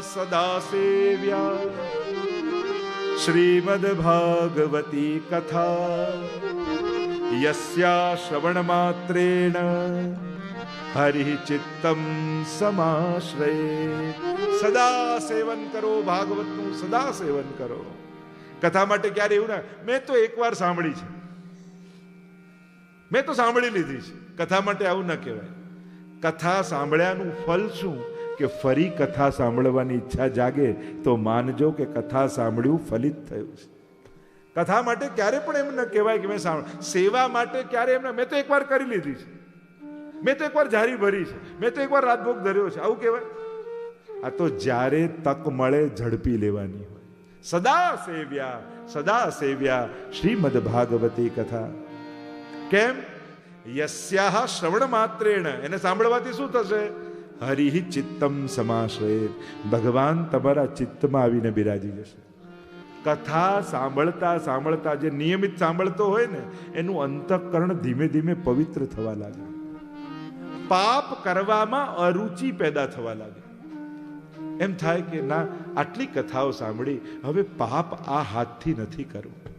એને અરુચિ પેદા થાય, એને ભગવાનમાં પ્રેમની પ્રાપ્તિ થાય. એમ તો ભાગવતના 5 ફળ કયા ને. પહેલું ફળ ભાગવતનું નિસંશયતા, બધા જ સંશયો સમાપ્ત થઈ જાય. કારણ કે શ્રદ્ધા જાગે ને તો શંકાઓ આપમેળે સમાપ્ત થવા લાગે. કોઈ પ્રશ્નનો સમાધાન જવાબ ન હોઈ શકે, કારણ કે દરેક જવાબમાં એક પ્રશ્ન છે. ક્યાંક ને ક્યાંક પ્રશ્નો જાગતા જ રહે, પણ શ્રદ્ધા હોય ને તો પ્રશ્નો જ ન ઉઠે, સમાપ્ત થઈ જાય. ના, કહ્યું છે ને તો ચોક્કસ થશે. શ્રદ્ધા જ સંશયની સમાપ્તિ છે. બીજું ફળ કયું? ભગવત પ્રેમની પ્રાપ્તિ. ઠાકોરજીમાં પ્રેમની પ્રાપ્તિ થાય. સાંભળતા સાંભળતા ધીમે ધીમે પ્રભાવમાં પ્રેમ પ્રગટ થવા લાગે. ત્રીજું કયું? ભાગવત સાંભળવાથી ભગવાનની કૃપાની પ્રાપ્તિ થાય, ભગવત કૃપાનો અનુભવ થવા લાગે. ચોથું કયું? ભગવાનની પ્રાપ્તિ થાય, સાક્ષાત ભગવાન મળે કથા સાંભળવા. અને પાંચમું કયું? અભયત્વ. કોઈનો દુનિયામાં ડર ન રહે, ભક્તિ પ્રગટે. આપણે ત્યાં કુમનદાસ આદિની વાર્તા આવે છે ને, અકબર બાદશાહે બોલાવ્યા કે આટલા સુંદર પદ ગાઓ છો તો અહીંયા આવીને અમને તો સંભળાવો. અકબર બાદશાહને થયું કે થોડું ધન આપીશ તો મારા યશ કીર્તિના ગાન કરશે. પરાણે કુમનદાસ ગયા ઠાકોરજીને છોડી. અકબર બાદશાહે કહ્યું કંઈક ગાઓ. કહ્યું બાદશાહ સલામત રહેવા દો, હું ગાઈશ તો તમને દુઃખ થશે. અરે નાના, કંઈક સંભળાવો, હું પ્રસન્ન થઈશ. બહુ હાર મના કરી પણ છતાંય કહ્યું તો કુંભનદાસે કહ્યું, ભક્તન કો કહા સીકરી કામ, આવત જાત પનૈયા તૂટી, બિસર ગયો હરિ નામ, અરે જાકો મુખ દેખે દુઃખ ઉપજત, તાકો કરનો પડ્યો પ્રણામ. અરે જેને જોઈને ભગવાન ભૂલી જવાય એવાને પ્રણામ કરવા છે કે અહીંયા આવવું પડે. અકબર બાદશાહ 2 મિનિટ તો આમ લાલચોળ થઈ ગયા. મારી સામે આવું ગાય. સમજદાર છે, સમજી ગયા આમને મારી જોડે કાંઈ જોઈતું નથી તો મારા પ્રશંસા શા માટે કરે? એ તો ભગવાનના ગુણગાન ગાનારા છે. પ્રસન્ન થઈને કહ્યું બાદશાહે, કુંભનદાસ કંઈક માંગો મારી પાસે, માંગો એ આપીશ. કુંભનદાસે કહ્યું માંગવાનું કહો છો તો એટલું જ માંગુ છું કે આજ પછી મને બોલાવતા નહીં અને તમારું મુખ દેખાડતા નહીં. કે જેને જોઈને ભગવાન ભૂલી જવાય, મારે તો એ ચહેરો જ જોવો નથી. અકબર બાદશાહે કહ્યું ઠીક છે, ક્ષમા કરજો, મારી ભૂલ થઈ. તો અભયત્વ, એ સમયના બાદશાહ અકબર જેવાના મોઢે કહી દેવું એ કોઈ નાની બાબત છે? સ્વાર્થ જેને હોય ને એ સાચું ન કહી શકે. જેની જોડે તમારે સ્વાર્થ સિદ્ધ કરવાના હોય એની આગળ સત્ય બોલતા ડર લાગે. એમ લાગે ખોટું લાગશે, કારણ કે સ્વાર્થ છે. અભયતા, ભાગવત નિર્ભય બનાવે છે. અને સૌથી મોટો ભય માણસને મૃત્યુનો છે. એને એમ થાય આખી જિંદગી મહેનત કરી જે મેળવ્યું એ બધું મૂકીને જવાનું. ડર લાગે ને માણસને, એમ થાય કે બધું છોડીને જતા રહેવાનું છે એક દિવસ. કઠિન છે, અઘરું છે. તમારા નક્કી કરવાનું, મૂકીને જવું છે કે આપીને જવું છે. મૂકીને જશો તો દુઃખ લઈને જશો, આપીને જશો તો આનંદ કરીને જશો. કે પ્રભુએ મને અવસર આપ્યો અને એકે અવસર હું ચૂક્યો નથી. જ્યારે જ્યારે પણ સત્કર્મ કરવાના મોકા આપ્યા મેં ઝડપ્યા છે. અને એ આશ્ચર્યની વાત તમને કહું, મૂકીને જશો એ રહી જશે, આપીને જશો એ બધું જ ભેગું આવશે. કારણ તમે સત્કર્મ દ્વારા સુખને પુણ્યમાં કન્વર્ટ કરી લીધું અને એ પુણ્ય આવતા જન્મમાં તમને સુખ આપવાના છે. અને એટલે જ જો ઠાકોરજી આપણને અવસર આપી રહ્યા છે, વલ્લભાચાર્ય ઇન્ટરનેશનલ ગર્લ્સ સ્કૂલ દ્વારા એક કન્યાને ભણાવવાનું એક અવસર આપે છે કે એ ગોલ્ડ કોઈન દ્વારા કે સિલ્વર કોઈન દ્વારા, જે કાલે સમજાવે, ગોલ્ડ મેમ્બર, સિલ્વર મેમ્બર દ્વારા એ ક્લાસરૂમ બનાવીને, એક કોઈ લાઇબ્રેરી બનાવીને, એક હોલ બનાવીને, ઓડિટોરિયમ, અનેક પ્રકારની જેની પત્રિકાને તમને મળશે. અવસર સામે આવે અને આવો એક સુંદર સત્કર્મ જ્યારે હોય ત્યારે આપણે બધા પ્રયાસ કરીએ કે અમારા થકી ભારતની આ દીકરીઓ ભણે અને એવા સ્થાને એ લોકો પહોંચે કે સમાજનું માર્ગદર્શન કરે. તો આ અવસરો આવતા હોય છે. અહીંયા કહ્યું અભયત્વ આપે છે. અને જ્યારે સનત કુમારો ભાગવતના મહાત્મ્યને ગાઈ રહ્યા હતા એટલામાં એક આશ્ચર્ય પંડાલમાં થયું. એક યુવાન સ્ત્રી અને બે યુવાન પુરુષો પ્રગટ થયા. બધા અંદર પૂછવા લાગ્યા કે આ સ્ત્રી ક્યાંથી આવી, આ બે પુરુષો ક્યાંથી આવ્યા, કોણ છે આ? ત્યારે કહ્યું, ગભરાશો નહીં, આ તો કથાના અર્થોમાંથી ભક્તિ અને જ્ઞાન વૈરાગ્ય પ્રગટ થયા છે. ભાગવતના પ્રભાવથી જ્ઞાન અને વૈરાગ્યને પુનઃ યુવાની પ્રાપ્ત થઈ છે. અને ત્યાં પ્રશ્ન કરે છે ભક્તિ મહારાની, મહારાજ બતાવો, આખો પંડાલ ભરાયેલો છે, હું મારા બંને પુત્રો જ્ઞાન અને વૈરાગ્યની સાથે બેસું ક્યાં કથામાં? અને ત્યારે કહેવા લાગ્યા શરદ કુમારો કે ભક્તિ મહારાની, તમારા માટેની જગ્યા અમે ગોતી રાખી છે. આ જે કોઈ લોકો કથા સાંભળવા આવ્યા છે એ ભક્તિ મહારાની જ્ઞાન અને વૈરાગ્યની સાથે તમે આ શ્રોતાઓના હૃદયમાં જઈને બિરાજમાન થઈ જાઓ. અને એ આશીર્વાદથી એમ કહેવાય છે, જ્યારે જ્યારે કથામાં તમે બેસો છો ત્યારે 3 જણા તમારી અંદર આવીને બેસે છે, ભક્તિ, જ્ઞાન અને વૈરાગ્ય. તમે જ અનુભવ કરજો. જેમ જેમ કથા સાંભળતા જશો ને ધીરે ધીરે ભાવ જાગતો જશે. પહેલા તો બંને આવ્યા હશો ને તો વાઈફને તું પૂજન કર, હું જોઉં છું, પછી તું કર કર કર, વાંધો નથી, તું કરતો. અને ઘણી વાર મેં જોતા હોય ને ઉપરથી, બીજો ત્રીજો દિવસ આવે, લાવ મને તો થોડા આપ, તું એકલી કરીશ. અને ધીમે ધીમે પહેલા બીજા દિવસે હાથ લગાવતો થાય, ત્રીજા દિવસે પોતે કરતા થઈ જાય. અને 7મા દિવસે તો આવીને કહે, એટલો આનંદ આવ્યો, ફરી આવો કંઈક ઉત્સવ હોય ને તો અમને યાદ કરજો. એવો ભાવ થઈ જાય સહજમાં. આ ભક્તિ તમારા હૃદયમાં આવીને બિરાજી એમ માનજો. એ તો ઘણા ભાઈઓ કહી રહ્યા, ચલ તારી જોડે પહેલા દિવસે આવું, પછી મને કથા માટેનો ટાઈમ નથી, હું પછી રોજ નહીં ભાવે. પણ એક દિવસ આવે ને એવું ગમવા લાગે, એમ થાય ચલો આજે પણ ટ્રાય કરું છું, પણ છેલ્લા 2 કલાક આવી જઈશ, પહેલો કલાક નહીં આવું. પછી એટલામાં તો 4થો દિવસ આવી જાય, નંદ મહોત્સવ. અને જ્યારે અહીંયાથી ગવાય, નંદ ઘેરા નંદ ભયો, જય કનૈયા લાલ કી, નંદ ઘેરા નંદ ભયો, જય કનૈયા લાલ કી. અને અહીંયાથી ઉછાળતા હોય, બધા નાચતા હોય, કૂદતા હોય. પત્ની કે ચાલો ને તમે આવો ને. ના ના, આ બધું મને ના ભાવે, અમે ક્યારે કર્યું નથી. અને જ્યાં જુએ તો એમના પત્ની બધા બહેનો સાથે ભેગા મળીને નાચતા હોય, કૂદતા હોય. અને પછી હવે તો આને ઉભરખો થાય. પણ હવે ના પાડી હોય એટલે ઊભા કેમ થવું? કોઈ મને લઈ જાય તો બહુ સારું. એટલામાં એનો મિત્ર મારે ચાલ ચાલ ચાલ ચાલ, બહુ આનંદ આવશે. અને પોતે જવાની ઈચ્છા હોય છતાં ખેંચાતો ખેંચાતો જતો હોય એમ જાય. અને પછી જે એકવાર પગ ઉપડ્યા, અને જે નંદ ઘેરા નંદ ભયો, જય કનૈયા લાલ કી, નંદ ઘેરા નંદ ભયો, જય કનૈયા લાલ કી. 7મા દિવસે તો એની પત્નીને કહે, જ્યારે પણ જેની કથા હોય પહેલેથી મને કહેજે, હું જોબ પર રજા મૂકી દઈશ. અને આવા ઘણા અનુભવો છે. ભગવાનમાં ન માનનારો 7 દિવસ કથામાં આવનારો. ભક્તિ સહજ. આ કોઈ વાણીનો પ્રભાવ નથી, આ કથાનો પ્રભાવ છે. આ ભાગવતનો પ્રભાવ છે. માણસોના સામર્થ્ય અલ્પ છે, ભગવાન અસીમિત અને સર્વસમર્થ છે. માણસ તો સીમિત છે.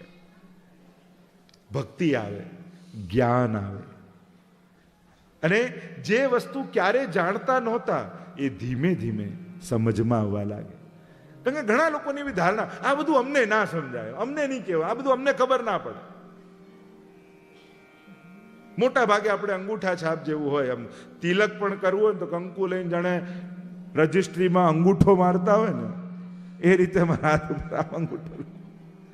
વાંધો નહીં, શરૂઆત તો થઈ, પણ ધીમે ધીમે આપણે શીખતા જઈએ. જ્યારે આમ કરે ને સમજી લેવાનું કે અમને જ ખબર પડી જાય, અને જે કરતા હોય આમ લઈને આવે તો સમજી લો કે જાણકાર છે. કથા જો અત્યાર સુધી આમ આમ આમ આમ આમ આમ કરતો હોય, કથા આવે એટલે જીવનમાં શું ફરી જાય? આમ આમ આમ આમ આમ થવા લાગે. બસ આંગળીઓના જ ફરક છે ને. આમ આમ કરનારો આમ આમ કરતો થઈ જાય તો સમજી જવું કે કથા ફળી ગઈ છે. ભક્તિ આવે, જ્ઞાન આવે, વૈરાગ્ય આવે. આ તમારું વૈરાગ્ય છે ને. 4-4 કલાક એક જગ્યાએ આમ બેઠા રહો.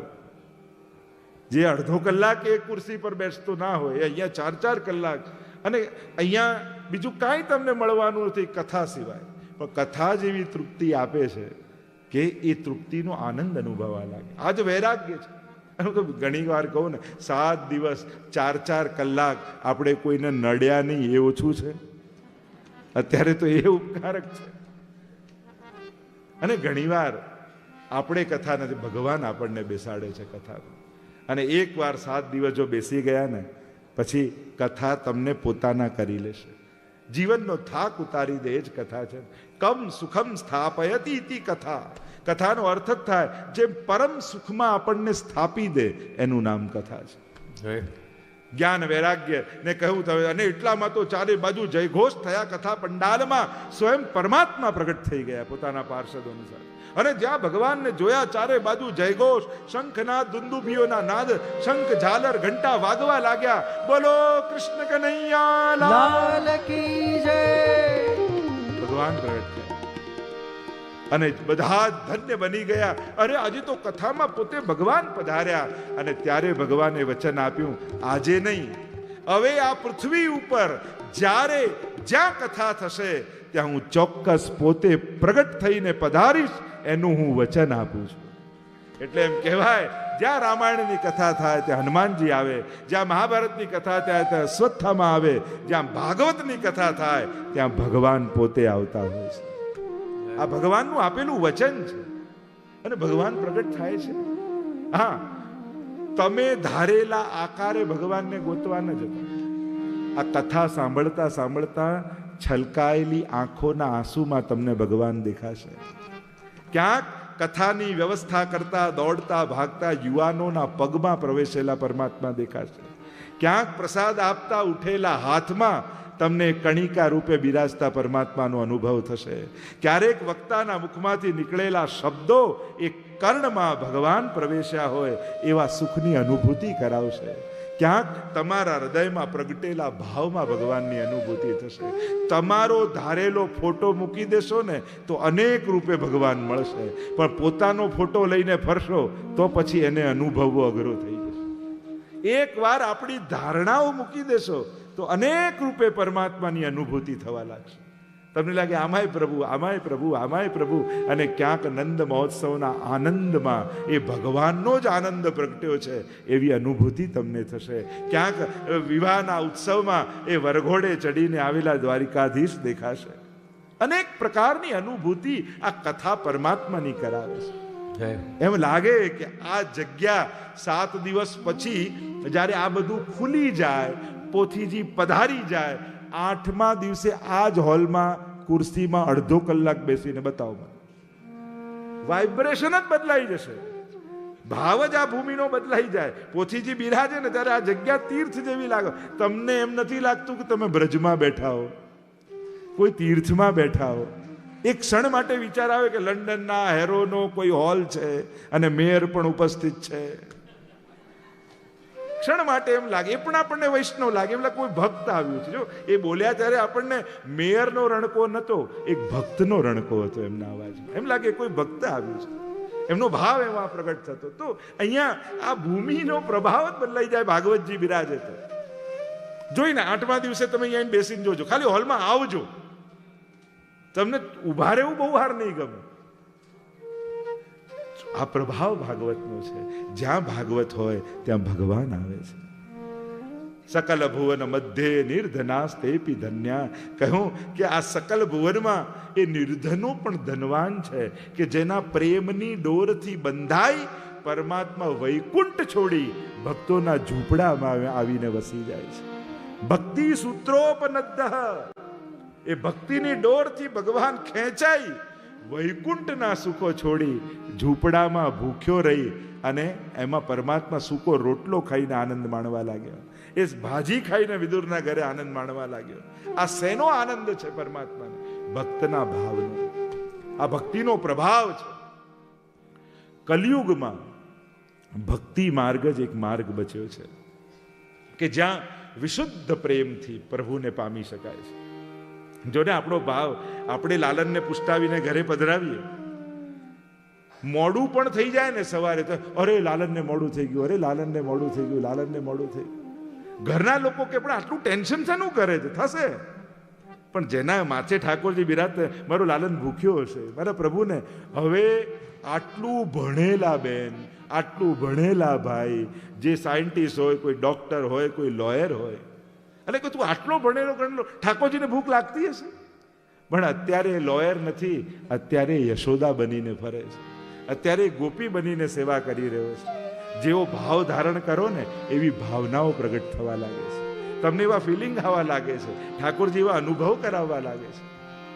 આ ભાવ કોન કહેતે હૈ ભગવાન આતે નહીં, कौन कहते हैं भगवान आते नहीं, गोपियों की तरह हम बुलाते नहीं, गोपियों की तरह हम बुलाते नहीं, अच्युतम केशवम कृष्ण दामोदरम, अच्युतम केशवम कृष्ण दामोदरम, राम नारायणम जानकी वल्लभम, राम नारायणम जानकी वल्लभम. कौन कहते हैं भगवान खाते नहीं, कौन कहते हैं भगवान खाते नहीं, माँ यशोदा के जैसे खिलाते नहीं, माँ यशोदा के जैसे खिलाते. सकल भुवन मध्य निर्धनास्तेपि धन्या. ભક્તિ સૂત્રોપનદ્ધ. આ ભક્તિની ડોરથી બંધાયેલો પરમાત્મા ભક્તોના ઝૂંપડામાં આવીને આનંદ માણવા લાગે છે. પ્રભુએ કૃપા કરી છે, વચન આપ્યું છે, જ્યાં જ્યાં ભાગવત કથા થશે ત્યાં હું આવીશ.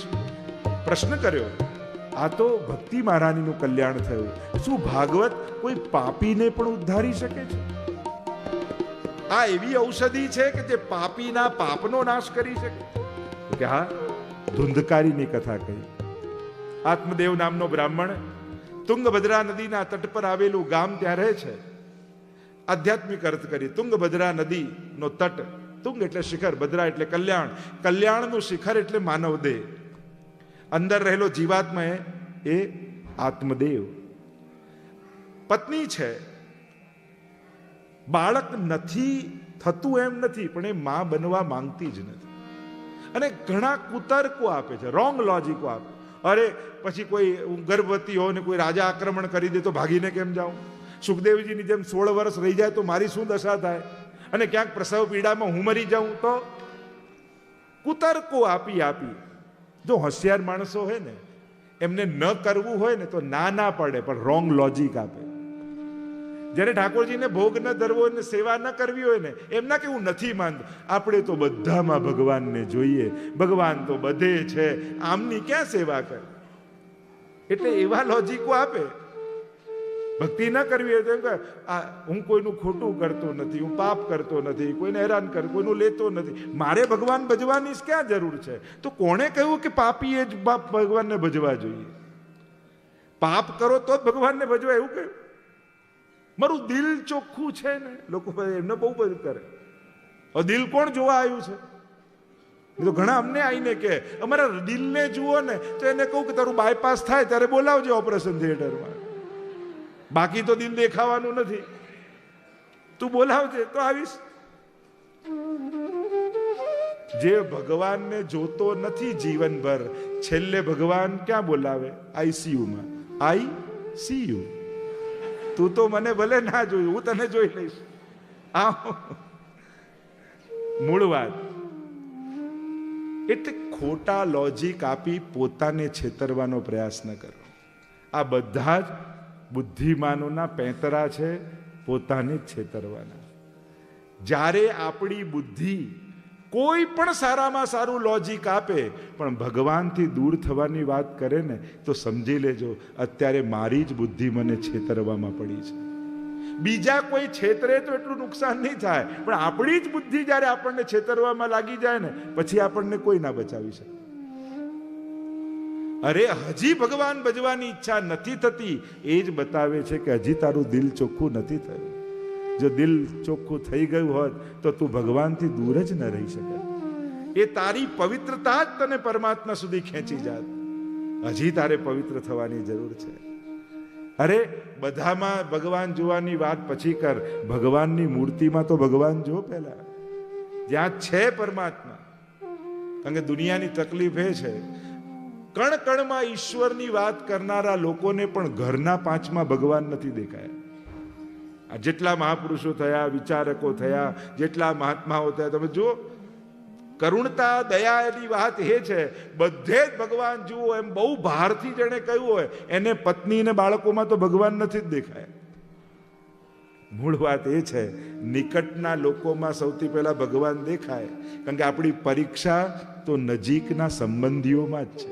અજાણ્યા આગળ તો બધા સારા થઈને ફરતા હોય છે. મુખ્ય વાત તો નિકટના સ્વજનો સાથે આપણો વ્યવહાર કેવો છે એ મહત્વનું છે. આખી જિંદગી આપણા માટે ઘસાઈ જતા હોય એવા લોકોને પણ ક્યારે થેન્ક યુ આપણે કહેતા નથી. અજાણ્યા બધાને થોડી મદદ કરનાર થેન્ક યુ, થેન્ક્સ, આમ બધાનો આભાર માનતા હોય, પણ જે પત્ની કે જે પતિ આખી જિંદગી આપણા માટે ઘસાઈ ગયા. સફળ દેખાય માણસ, એમ દેખાય, પણ એ સફળતાની પગથિયાઓમાં કેટલા લોકો છુપાયેલા છે એ સફળ વ્યક્તિએ હંમેશા યાદ રાખવું જોઈએ કે આ સફળતાનો એકલો જ હું ભાગી નથી, મારી સફળતામાં કેટલા લોકોનો ભાગ છે. કોઈનું ઘરે રહેવું, એ ઘરે રહ્યા તો હું બહાર નીકળીને સફળ થઈ શક્યો. કોઈએ આ ઘર સાચવ્યું તો હું બહાર સફળતાને પામી શક્યો છું. કોઈએ બાળકોને સાચવ્યા તો હું બહાર બીજા જોડે સંબંધ બાંધી શક્યો અને મારી સફળતા, મારી મિત્રતા, મારું એક ગ્રુપ બનાવી શક્યો. કેટલી બધી વસ્તુઓ છુપાયેલી. એક વ્યક્તિની સફળતામાં કેટલા લોકોના સાથ હોય છે, પણ સફળ વ્યક્તિ એ ભૂલી જતો હોય છે. એટલે હંમેશા સફળતાના સમયે એક એક પગથિયે મળેલા વ્યક્તિઓને યાદ રાખવા જોઈએ. અહીંયા જે ચર્ચા થઈ છે, તો આત્મદેવ નામનો બ્રાહ્મણ અને તુંગભદ્રા, પેલી સ્ત્રી બાળક માં બનવા જ નથી માંગતી, ને આત્મદેવને એમ છે કે આટલું બધું ભેગું કર્યું, કોઈ ભોગવનારો જ ના હોય તો પછી શું કામનું. અને એટલો બધો આગ્રહ થઈ ગયો કે હવે જો બાળક ન થાય તો મારે જીવવું જ નથી. આત્મઘાત કરવા ગયો. સંત દેખાયા, પ્રસાદી ફળ આપ્યું, કહ્યું પત્નીને ખવડાવજે, તારા ઘરે બાળક થશે. ધુંધુલીને આપ્યું ને તો માં બનવા માંગતી જ નથી, એની બહેનને આપી દીધું. બહેને કહ્યું મારે બાળક થવાનું છે, એમ કર, પૈસા મારા પતિને આપજે, જે બાળક થશે તને આપી દઈશ, તો તારે પ્રસવ પીડાય નહીં ભોગવવી પડે ને માં પણ બની જઈશ. છલ કર્યો, બાળક થયું, નામ રાખ્યું ધુંધકારી. અને ફળ તું એ ગાયને ખવડાવ્યું, એને બાળક થયું, નામ રાખ્યું ગૌકર્ણ. માનો ઋષિનું તપ, તેજ આ ગૌકર્ણ રૂપે પ્રગટ થયું છે. અને આ ધુંધકારી જેના જન્મમાં જ આટલા છલ કપટ થયા હોય એ કેવો થાય. અને એટલે જ સંસ્કાર બહુ મહત્વના છે. કારણ કે તમે ગમે તેવી નવી કાર અપાવો, પણ જો સંસ્કાર નહીં આપ્યા હોય તો ખોટી જ જગ્યાએ જવાનું છે. અને એટલા માટે કાર અપાવતા પહેલા સંસ્કાર આપવાનો આગ્રહ રાખજો. ક્યાંક કાર લઈને પહેલા હવેલીએ દર્શન કરવા જાય છે કે બીજી જગ્યાએ, એ આપણા સંસ્કાર ઉપર ડિપેન્ડ થશે. અહીંયા ધુંધકારી એવો દુષ્ટ થયો, ગૌકર્ણજી તપસ્વી થયા, પિતા અને માતાને પ્રતાડિત કરવા લાગ્યો ધુંધકારી, આત્મઘાત કરી લીધો માતાએ. આત્મદેવ આવ્યા, આત્મદેવ પાસે ગૌકર્ણજી આવ્યા. થયું કે હજી પિતાની આસક્તિ ગઈ નથી. આટલા આપણી તકલીફ જ એ છે, સંસાર એટલા બધા કડવા અનુભવો આપણને કરાવે છે, છતાંય એની મીઠાશ માસેની આસક્તિ જતી નથી. અને ભગવાન એટલી માધુર્યના દાન કરે છે, છતાંય ઘણીવાર ભગવદ રસ આપણને કડવો લાગે છે. સંસાર એટલી વાર આપણો વિશ્વાસ તોડે છે, છતાંય સંસાર પરથી વિશ્વાસ ઉઠતો જ નથી. અને ભગવાન હંમેશા વિશ્વાસ રાખે છે, છતાંય ભગવાન પર વિશ્વાસ બેસતો નથી. આ માણસના જીવનની કરુણતા છે.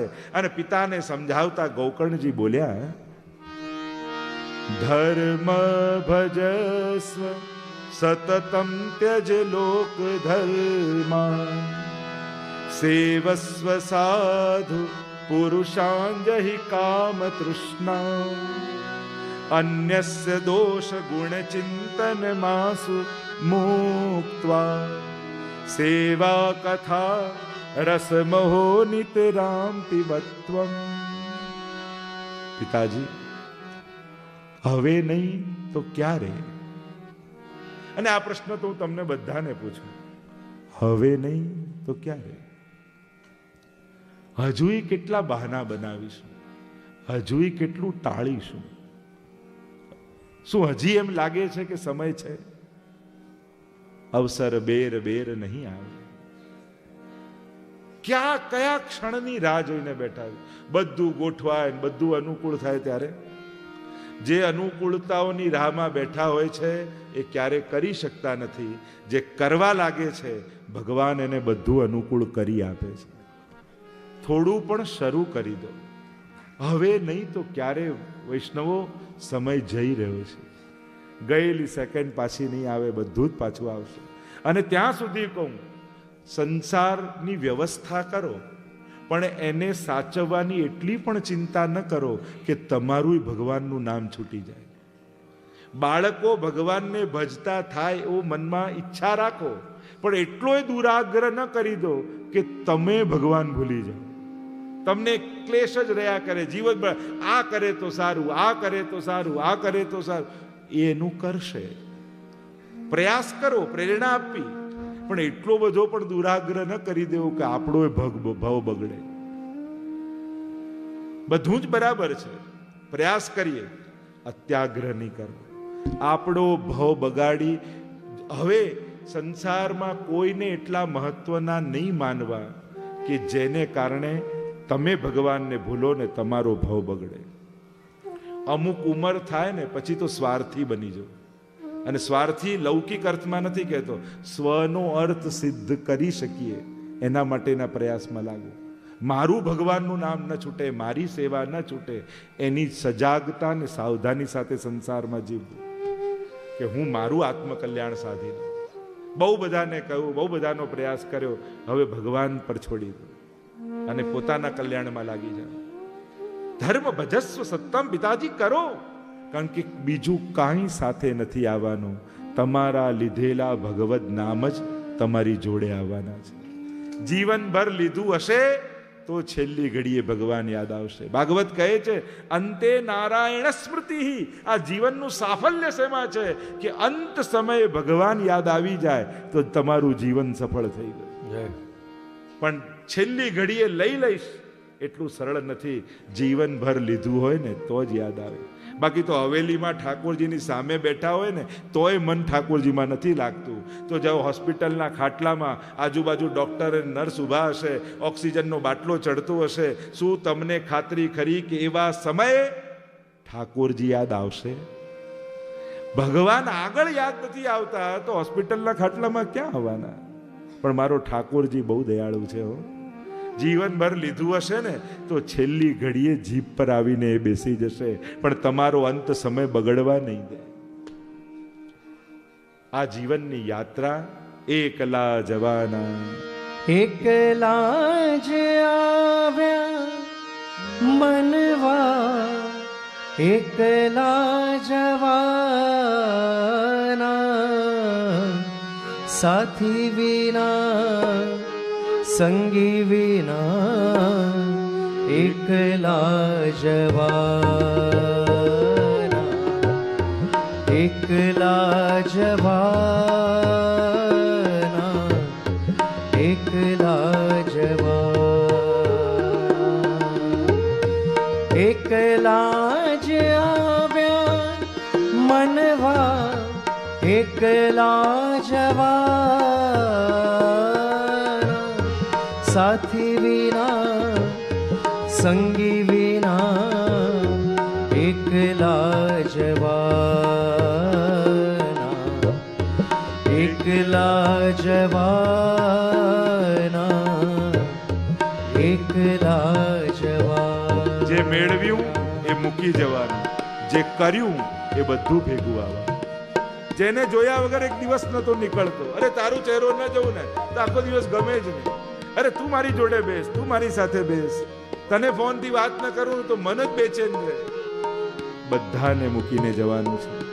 કેવલ ઠાકોરજીની આંગળી હાથમાં આવશે અને મારો શ્રીનાથજી બાબા આંગળી પકડીને તમને પોતાના ધામમાં લઈ જશે. હો આપણે એકલાને કીર્તારે એકલો, એકલા જીવોને તારો આધાર એકલો. આપણે એકલાને કીર્તાર એકલો, એકલા જીવોને તારો આધાર એકલો. એકલા રહીએ ભલે, વેદના સહીએ ભલે, એકલા રહીને ભેરું થાઈએ બધાના, સાથી વિના સંગી વિના, એકલા જવાના, એકલા જવાના, એકલા જવાના. મોકો છે, હજી કરી લો, હજી સમય છે. ધર્મ ભજસ્વ સતતમ ત્યજલોક ધર્માન, સેવસ્વ સાધુ પુરુષાન દહિકામ. સાધુ પુરુષનો સંગ કરો, કથા અને સેવામાં મન લગાડો. જે મૂકીને જવાનું છે ને પકડવાની કોશિશ ન કરો. આત્મદેવને જ્ઞાન આપ્યું, વનમાં ગયા અને ઉદ્ધાર થયો. હવે તો ધુંધકારીને કોઈ કહેનારું નથી, રોકનારું નથી. અને જ્યારે ઘરમાં કોઈ ટોકનારું ન હોય ને પછી જીવન વધારે સાવધાનીથી જીવવું. ઘરમાં કોઈ વડીલ ભાગ્યશાળી હોય એના ઘરમાં હોય કે તમે દોડતા દોડતા ઉતાવળે જ્યારે જતા હો ઓફિસે અને પાછળથી અવાજ સંભળાય, બેટા એકાદશી છે, દંડવત કરીને તો જા. જો આવો અવાજ તમારા ઘરે આવે છે ને તો પોતાની જાતને ભાગ્યશાળી માનજો. તમે નસીબવાળા છો, તમારા ઘરમાં કોઈ ચિંતા કરનારું છે, તમારા ઘરમાં કોઈ વડીલ છે. ધુંધકારીએ કોઈ બાંધનાર નથી, રોકનાર નથી. 5 ગણિકાઓને લઈ આવ્યો, 5 ગણિકાઓ એને માર્યો, પ્રેત બન્યો.